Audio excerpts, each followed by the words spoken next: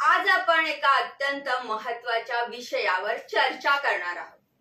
17 जून रोजी पश्चिम बंगालमधील न्यू जलपाईगुडी स्टेशन जवळ झालेल्या भीषण रेल्वे अपघातामुळे 15 जणांचा मृत्यू झाला आणि अनेक जण जखमी झाले। या दुर्दैवी घटनेनंतर आपल्या रेल्वे प्रवासासाठी उपलब्ध असलेल्या रेल्वे ट्रॅव्हल इन्शुरन्स बाबत आपण जाणून घेऊ। विमा दावा कसा करावा हे समजून घेऊ। नमस्कार, मी संयुक्ता देशमुख आणि आपण पाहत आहात राष्ट्र महाराष्ट्र। 17 जून रोजी पश्चिम बंगालातील न्यू जलपाईगुडी स्टेशन जवळ एक भीषण रेल्वे अपघात झाला। मालगाडीने कांचनजंगा एक्सप्रेसला धडक दिली, ज्यामुळे अनेक बोगी रुळावरून घसरल्या। या अपघातात 15 जणांचा मृत्यू झाला आणि अनेक जण जखमी झाले। रेल्वे मंत्रालयाने नुकसान भरपाई जाहीर केली, परंतु ज्यांनी रेल्वे विमा घेतला आहे ते त्यांच्या विम्याचा दावा कसा करू शकतात हे महत्त्वाचे। तसेच रेल्वे विमा नेमका काय असतो हे देखील आपण समजून घेऊ। रेल्वे अपघातामुळे मोठ्या प्रमाणावर जीवित आणि वित्तहानी होते। यामुळे भारतीय रेल्वेने प्रवाशांसाठी ट्रेन विमा सुविधा दिली आहे। या विम्याचा प्रीमियम फक्त 45 पैसे असतो आणि यात 1 लाखापर्यंतचा कव्हर मिळतो। अनेक प्रवाशांना या विम्याबद्दल माहिती नसल्यामुळे ते या सुविधेचा लाभ घेऊ शकत नाही।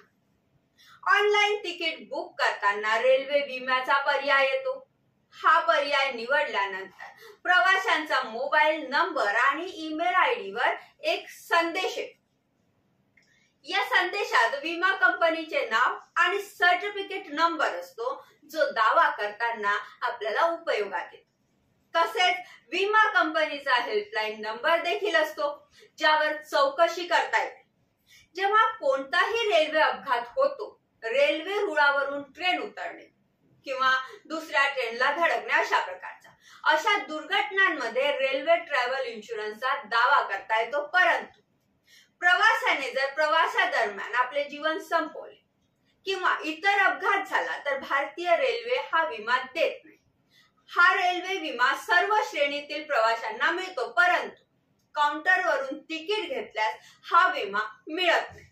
म्हणजेच फक्त ऑनलाईन तिकीट बुकिंगवर हा विमा मिळतो। तसेच मुलांच्या हाफ तिकिटावर हा विमा लागू होत नाही। ट्रॅव्हल इन्शुरन्सचा दावा फक्त कन्फर्म तिकीट असणाऱ्यांनाच मिळतो, म्हणजेच वेटिंग तिकीट असणाऱ्यांना विमा मिळणार नाही। ट्रेन अपघाताच्या 4 महिन्यांच्या आत अंतर्गत विम्यासाठी दावा करता येतो। जखमी व्यक्तीच्या नॉमिनी किंवा त्याचा उत्तराधिकारी विम्याचा दावा करू शकतो। विमा दावा करण्यासाठी विमा कंपनीला अर्ज द्यावा लागतो आणि संबंधित कागदपत्रे जमा करावी लागतात। आवश्यक कागदपत्रांमध्ये रेल्वे प्राधिकरणाने जारी केलेला अपघात पुष्टीकरण अहवाल, अपघात क्लेम फॉर्मवर नॉमिनी आणि कायदेशीर वारसाची स्वाक्षरी, अपंग प्रवाशाला अपघातापूर्वी आणि नंतरचे फोटो द्यावे लागते। हॉस्पिटलमध्ये उपचाराशी संबंधित सर्व कागदपत्रे, डॉक्टरांचा अंतिम अहवाल, सर्व बिले, नंबर, स्वाक्षरी आणि शिक्का असलेले असावे। रेल्वे अपघातात मृत प्रवाशांचा तपशील असलेले अधिकृत अहवाल, NEFT तपशील आणि रद्द केलेला चेक जमा करावा लागतो। सर्व कागदपत्रे जमा केल्यानंतर विमा दावा प्रक्रिया पुढे नेली जाते। न्यू जलपाईगुडी मधील अपघातानंतर रेल्वे मंत्रालयाने मृतांच्या कुटुंबियांना 10 लाखाचा मुआवजा देण्याची घोषणा केली आहे। या घटनेमुळे रेल्वे सुरक्षेवर प्रश्न उपस्थित होत। मित्रांनो, रेल्वे ट्रॅव्हल इन्शुरन्स एक छोटा प्रीमियम असलेली पण महत्त्वाची सुरक्षा सुविधा आहे। न्यू जलपाईगुडी अपघातासारख्या दुर्घटनांमध्ये हे कव्हर मदत करू शकतात। तुमच्या पुढच्या प्रवासासाठी तिकीट बुक करताना हा पर्याय नक्की निवडा।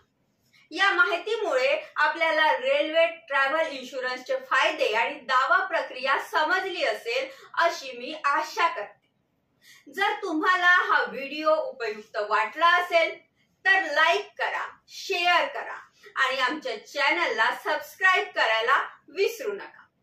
धन्यवाद आणि सुरक्षित प्रवास करा.